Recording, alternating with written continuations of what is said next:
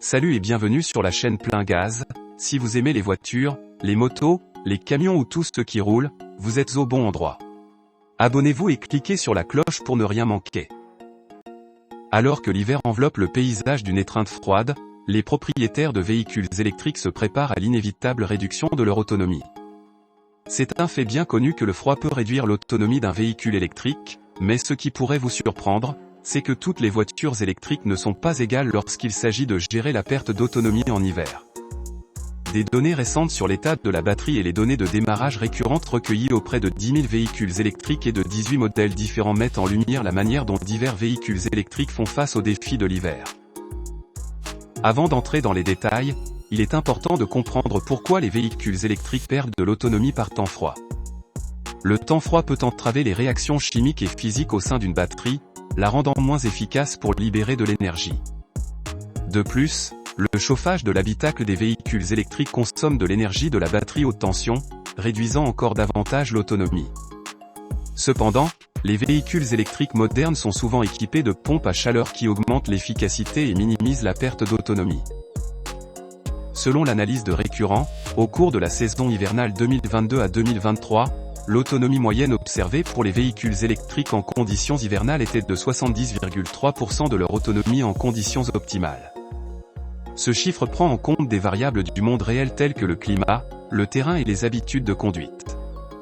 Il convient de noter que ces chiffres diffèrent des estimations de fourchette de l'Environmental Protection Agency, EPA, qui peuvent parfois être trop optimistes. Parmi les véhicules électriques étudiés, l'Audi e-tron 2021 à 2022, Audi Q8 e-tron à partir de l'année 2023, s'est démarqué avec la plus faible baisse d'autonomie par temps froid. Son autonomie hivernale n'était que de 16% inférieure à son autonomie normale. Cette performance impressionnante peut être attribuée à l'adoption précoce par le tronc d'une pompe à chaleur, capable de récupérer jusqu'à 3 kW d'électricité en convertissant la chaleur perdue du moteur. La Nissan Leaf 2019 a également présenté une dégradation d'autonomie relativement modeste par temps froid. À 0°C, il n'a perdu que 23% de son autonomie. Il convient de noter que les anciens modèles Leaf étaient plus sensibles aux variations de température en raison de leur système de gestion thermique imparfait, tels que les radiateurs, par rapport aux modèles plus récents proposant des chauffe-batteries. Fait intéressant, certains conducteurs d'Alaska ont déclaré être très satisfaits de leur Leaf, selon les conclusions de Récurrent. Les véhicules Tesla se sont également bien comportés.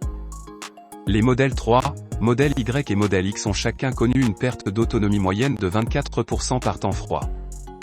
Tesla a présenté sa pompe à chaleur brevetée en 2021, qui intègre plusieurs innovations comme un supercollecteur et une octovane, pour améliorer l'efficacité.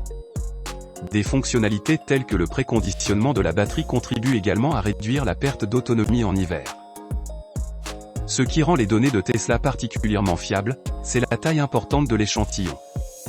Données analysées de manière récurrente provenant de 4375 modèles Y, 4576 modèles 3 et 249 modèles X.